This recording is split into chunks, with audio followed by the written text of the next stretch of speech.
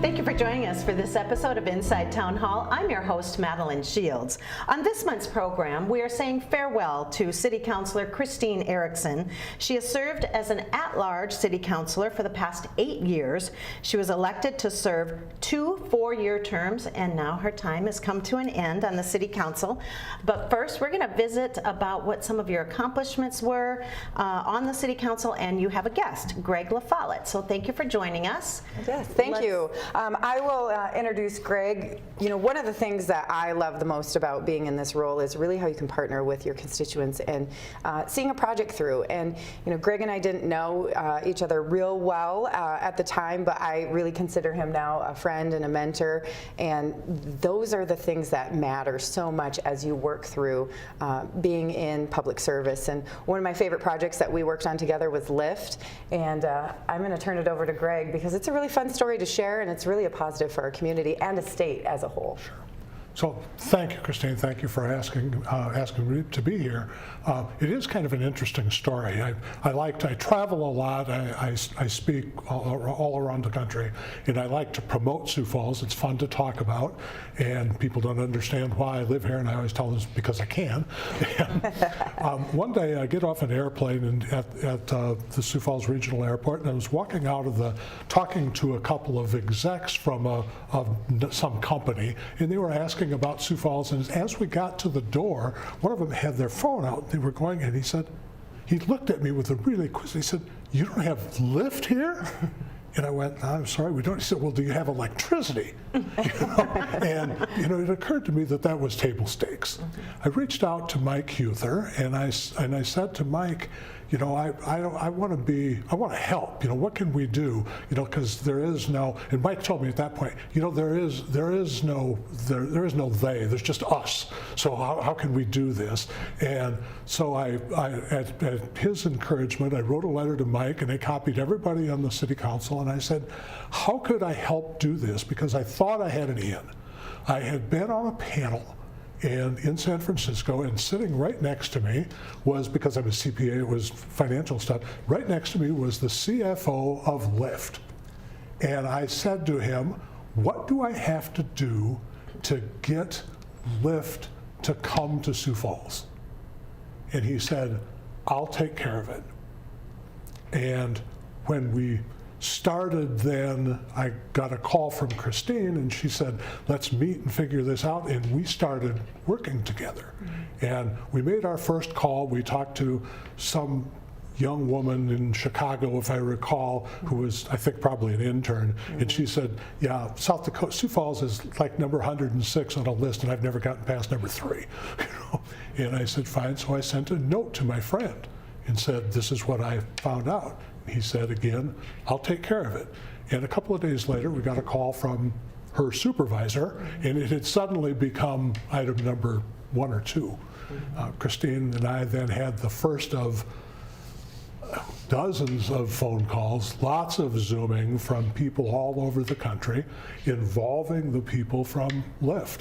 And Christine just happened to have been at the Department of Revenue. Sales tax was an issue, and they wanted to pay sales tax. They just couldn't figure out how, because Lyft couldn't figure out whether the sales tax originated at where the ride started or where it ended. There were all sorts of things that needed to get solved, but needed some public input, we had to do some things at the city, we had to do some things at the state, and Christine was a champion through that whole thing. And she simply amazed my friends at Lyft, who would say, how did you do that? Because government was actually responsive. And they said, not only Christine, but the rest of the City Council and Mayor Huther and the Department of Revenue would all say, we'd love to do this, how can we make it work? When they're used to hearing, go away, we don't want to talk to you, you have to have a permit. Right. And so that's the story in a nutshell. what was exciting about that is, I mean, we really spent a lot of time on the phone and Zoom. This was way pre-COVID, so Zoom was, still fairly new-ish, I would say, but we spent numerous hours. We got the Department of Revenue on the phone with their executives and us, as well as the technology folks to figure out how we can make this happen. And through that, one of the great surprises, the day before that they were going to announce that they were going to launch in Sioux Falls, they said, hey, just wanted to let you know, we're going to launch statewide. And I went, oh my gosh, are we ready for this? So I quickly called, being on the municipal league, I quickly called all my friends and we sent out a blast across the state saying, they're coming, be prepared. And what's so fun about it is South Dakota is not generally the leader of technology. We let everybody else sort it out and then we do it when some of the hiccups are figured out. This was that case. This was the first time this TNC was first in a state, and it was the last state to get a TNC, to get a ride share. The public outpour of support was incredible too. People were reaching out to us. We hosted impromptu press conferences because really the younger generation that is used to using these ride shares were so excited to have this as an opportunity, whether you're leaving a bar, trying to get to a doctor's office, or just maybe your car's broke down and you need to get somewhere. This was another great opportunity and option for transportation. And so we were up against a lot, right. And because of the support of our council colleagues, the mayor, and really the community, it flowed fairly well, but it didn't come without us really like, okay, what next? What do we need to do next? And because of that relationship, I will always consider Greg to be a lifelong friend. It's just an exciting process to work through, especially when you have someone who is as vested in wanting to see this come to our community. And so that's probably one of my most favorite things I've worked on over the years, and really taking away those relationships too. Sure. I do have to point out that in one of those conversations when we're trying to encourage Lyft to come, I tossed out kind of trying to be funny, and I said, listen, if you guys come to Sioux Falls, I promise you, I will be the first driver in South Dakota. I will pick up the mayor at City Hall. We'll have every television station and all the newspapers, and we'll do it really big. And I was just kind of blowing smoke. And so in subsequent conversations, it got to be kind of a meme, and they'd say, yeah, Greg is going to be the first driver. So I did set up myself to become a driver. I did give the first ride to Mayor Mike and Christine, and we did a little tour of downtown. I came back and I did another ride for one of the reporters at the Argus, and another ride to one of the Kello people. Mm-hmm. And understand that each one of those people had to be a user and to go online and make the request. So Christine went online and made the request, and I'd just like to point out that of those 3 rides, I got a tip from Kello and I got a tip from the Argus leader. But I didn't get a tip from Christine. Well, that's what makes you good friends. He's still my friend, I hope. It was a great ride. Yeah. Well, that's just to talk about what some of the relationship building is when you're elected to an office. It is, and it's about being responsive. There are times where somebody might bring something forward and you may not agree with it, and so it may not come to fruition, or others may work on it, but it's really teaming up together to making those impacts of what the community would like to see. Sure. Well, great. Well, we're going to take a quick break, and when we come back, we're going to talk about all of the different things and all the experiences you had over the last 8 years and what your advice is for others. So we'll be back. Thanks for being here, Greg. Absolutely. Thank you. Thank you. Being a lifeguard has really taught me self-confidence as well as teamwork and leadership skills. It's a great job because it's a very unique experience. You're not going to get an experience like it because you're given an incredible amount of responsibility.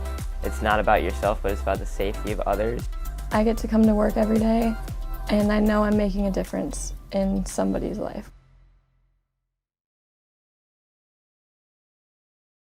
Welcome back to Inside Town Hall, where we are visiting with City Councilor Christine Erickson, who is just finishing up 2 4-year terms on the City Council, and this is your last time on Inside Town Hall as a city councilor.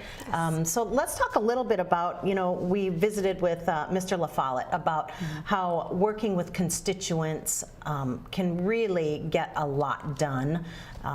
And let's talk about some other examples of how people contacted you and said, okay, we need to get this to Sioux Falls. I think it's really interesting. You never know where you run into people and what item they may bring up to you. And truly, as a city councilor, this is representative government at its finest, really at the local level.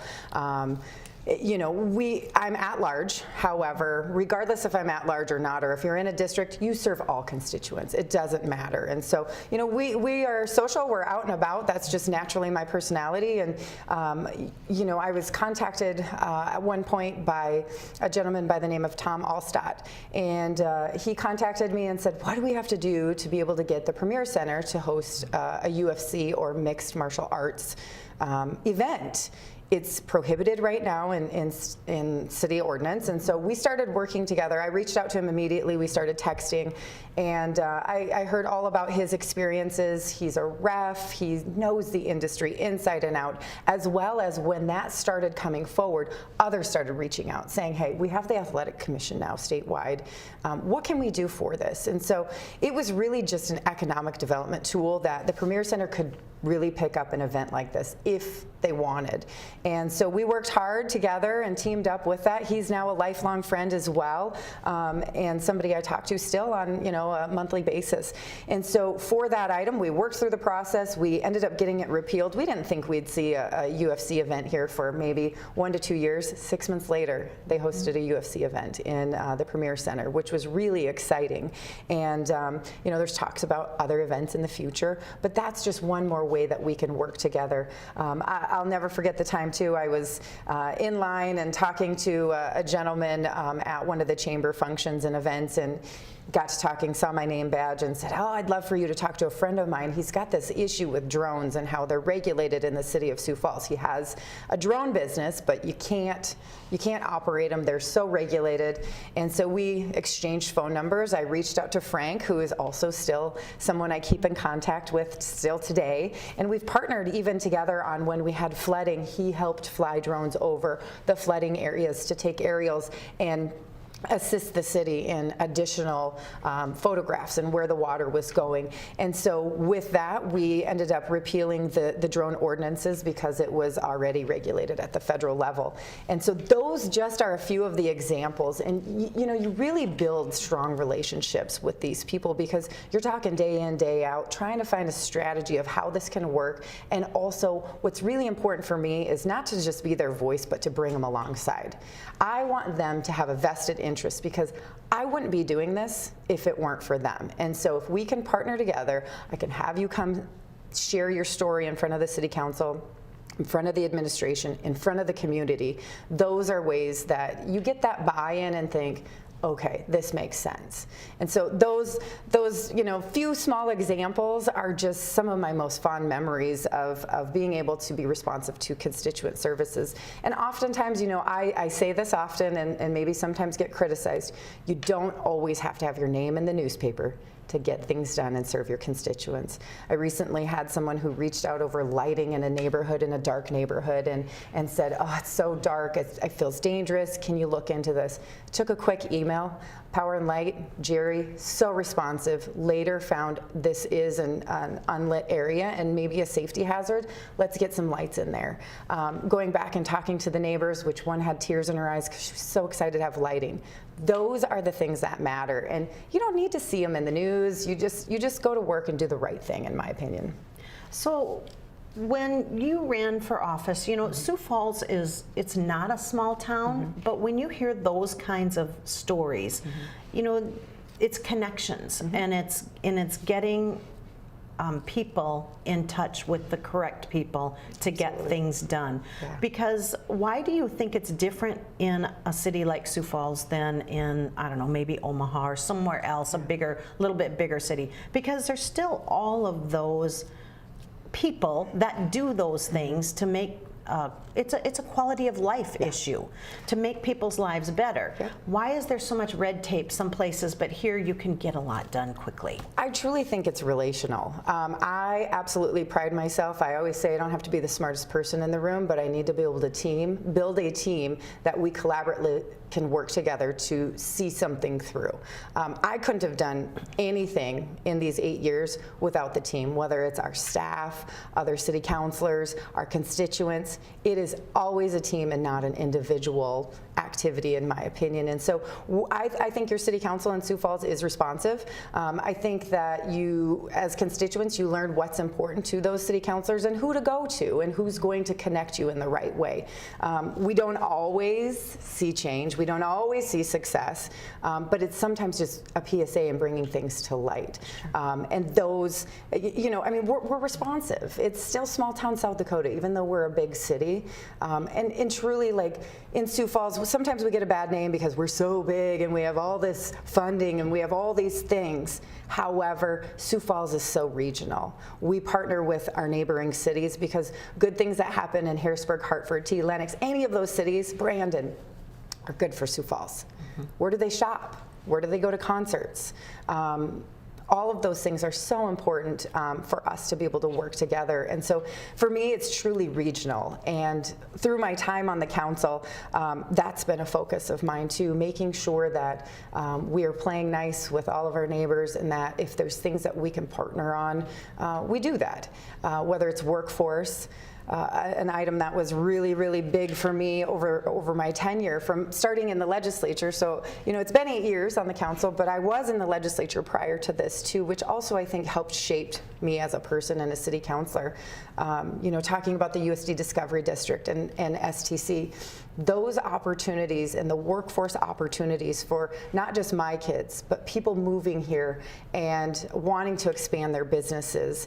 It's not always about recruiting the next big business, but it's also about focusing on the businesses that are here and expanding those businesses as well. And so through the USD Discovery District and trying to diversify our workforce, talking with biomedical, engineering, all things that are way above my pay grade, but something that I see the benefit in, making sure we've got those educational opportunities as well as those economic opportunities for new businesses to expand in South Dakota.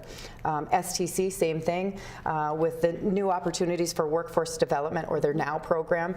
Councilor Kiley, boy, we really were locked and loaded with that and found that STC is a game changer in the region of South Dakota. And so we wanted to add some supplemental appropriations to continue that workforce. Gone are the days where everyone needs to go to a four-year school. It just is. We need welders, we need CDL drivers, we need auto mechanics, we need all hands on deck on the workforce. There is a job for someone, and it doesn't mean you always have to go to a four-year school. Sometimes it makes sense, that's great, but that stigma has been removed over the last couple of years, and so it's been awesome to work with someone like Councilor Kiley on some of these projects to move that forward too. Well, let me back up just 1 second and talk about STI. It is now, you're referred to as Southeast Technical College, it's STC. Why is it so important to have a mix of those four-year college degrees as well as the trade degrees as well that are so important to Sioux Falls and our whole state? You know, it's critical to have an arrangement of all kinds of educational opportunities. Gone are the days of a four-year school where folks feel like you have to go to that. It's so important to have the ability to quickly go get your certificate. College isn't for everyone, but what we want to do is make sure that you have the certificate or the training to be able to have a high-paying job to be able to care for you and or your family if that's what you choose. And so working through that is absolutely critical. The other thing is STC does an amazing job at retaining their students. So when you go through their programs and their community engagement, we find you a job right here back in Sioux Falls or within the region at least. And that's critical too because we want to show people that Sioux Falls is a great place. The region is a great place to live, work, play, have a family. And having those opportunities are what really matters the most. You talked about the importance of welders and framers and with because of the housing shortage. Let's talk a little bit about that and the work that you have done over the past 8 years to improve our accessible housing for everyone. Yeah, so right now, I mean, we can't build them fast enough. You know, we have a really large shortage, so we need workers, but we need places for people to stay. Well, if you have too many places open and no workers, you have a problem too. So supply and demand, right? And so one of the things that Councilor Jensen and I partnered together was working on some housing collaborative efforts throughout the city of Sioux Falls. We brought members and players in from several different associations as well as the administration to host roundtables on 3 different occasions and bringing people together to say, what makes sense for you? You're the industry expert. I can implement change and policy, but maybe my ideas aren't realistic to what needs to happen in the housing industry. And so we've put a whole bunch of things on the table as far as what we can and can't do. And it's removing that red tape. It's removing those obstacles of being able to build homes. Do we want rolled curbs? Do we want square curbs? Things that maybe the average citizen maybe doesn't really care about, but it goes into the cost of a home. Mm-hmm. What are some of the other things that you look back over the last 8 years and you see that you worked really hard on, and now you've seen it come to fruition? Yeah, I think there's a couple different things just to highlight. The link is, I think, one of the most amazing opportunities that I've had to work on. It was a collaborative effort between the county, the city, public citizens as well. I was brought in early on, many years ago, to talk about how can we truly impact mental health and mental wellness. I was able to go on a trip with a couple of county commissioners as well as some staff and tour a facility down in Florida. Through that trip, we learned what worked, what didn't work, and bringing those ideas and tools back has been amazing. To see that really come now, the link is open, it's successful, they're meeting the needs, that's been really fulfilling. It's also been really fulfilling to say, you know, I was able to work on that.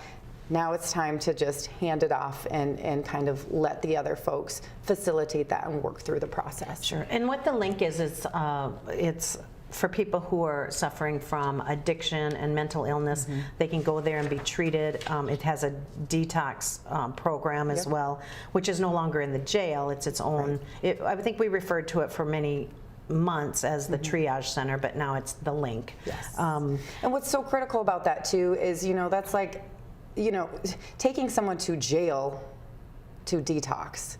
It's just that stigma, that mentality of, you know, sure, maybe there's an issue with some alcoholism, but do you belong in jail? Probably not. And so removing that into this new facility was critical to making sure that people are getting the help that they need to get on the right path. And it helps reduce the trips to the emergency departments. Absolutely, and that was so critical, having both major hospitals at the table, contributing and being a part of it was absolutely huge. What other things are you looking at through here? We've done a lot over the last 8 years that you've been involved in. It's been an incredible 8 years. I think one of the other things I'd like to highlight, you know, really in South Dakota, we really care for our law enforcement and those people that serve our community, firefighters, law enforcement. You know, I had an opportunity to work with Councilor Greg Neinsert to do a supplemental appropriation for the PD in regards to special events, making sure that we're keeping the officers on the streets, on their jobs, and then also offering that overtime for them and paying them fairly to work those special events. May seem trivial in some people's minds, but absolutely critical that we don't remove them out of their zones and their shifts, and really making sure our police force knows that they have the backing of this administration and this city council. And so that was fun to work on, and that was prior some of the craziness that we've experienced over the last couple of years, and really showing the value that, you know what, you have a really strong presence in Sioux Falls, and we want you here to be a player. So that was another project that was fun to work on as well. truly for me, being on the municipal league and being able to be really collaborative as a state is so, so huge. I love being able to call up my friends in Spearfish or my friends in Rapid City and say, hey, are you experiencing this? How did you deal with this issue? And really pulling those people together. Without that collaboration, it's really hard. You cannot operate on an island of yourself. Okay. Well, we only have a couple of minutes left, and first off, what are you going to do with all your free time now? Because you won't be at city council meetings, Yes. you won't be at you know, Yeah, free time. What's that? CCOG Yes, meetings. all the things. You won't be studying sewer Yeah, systems and yeah. all of this information that I you know. have to know to be on this. Yeah. What You know, it's bittersweet. It really is. I have loved my time on the city council. We have the best staff. We really do. Without our staff, we are not successful. This is a citizen legislature, if you would say, and we all have jobs outside of this. We all have families and responsibilities. Without our staff, it's just absolutely critical. So I would be remiss to not mention them and our success as a city councilor, and for me personally. You know, what's next? Well, I look forward to hanging up the political shoes for the next several years. You never say never. So I guess that door is always cracked a little bit. But, you know, I recently started a new position where I'm the president of South Dakota Trucking Association and South Dakota Auto Dealers. So that job right there has allowed me to build relationships statewide again, talk about how the industry of automobiles are changing. The trucking industry is really changing as well, and being able to partner with some of our federal agencies through legislation. I'll be in Pierre a lot, lobbying and working through the industries of auto and trucking, and it's exciting to me. It feels like home when I go back there, and that's my next steps. It's, you know, again, spending time with my kiddos and, you know, going back to football games and tennis and basketball. So I don't think that I'll be gone for long. I think that I'll always have a heart and a drive for making Sioux Falls the best place that we can have it be. What is your advice for someone who wants to run for office, whether it's you spent time in the legislature or locally here in Sioux Falls and the city council? Yeah, don't be afraid. Don't be afraid to take the plunge. It's a humbling experience. You will learn more about yourself than you ever imagined. If you're successful, you will learn even more about yourself and other people. It's been an interesting time over the last several years of working through some pretty emotionally charged items. But again, you continue to just grow so much as a person. And so if anyone is looking at running, reach out. I love to have those conversations. I don't care where you land politically. I love to have those conversations just to say, is this the right time for you? Do you have the time and the heart to do this? Because it is time consuming, and so you really have to give it your all. And so don't be afraid, but have some thick skin also. I think that's the #1 ingredient. Yes. Okay. Well, thank you so much for your service and for your time. And I'm sure this won't be don't cry. I don't think this. I'm not crying. You're crying. I don't think this will be the last time we visit with you. So thank you. Thank you. Thank you. And thank you to Sioux Falls. I really appreciate the last 8 years. All right. Well, good luck in the future. Sure. That's our time for Inside Town Hall. If you want more information or want to know what's going on with the City Council, you can go to siouxfalls.org. Thanks for watching.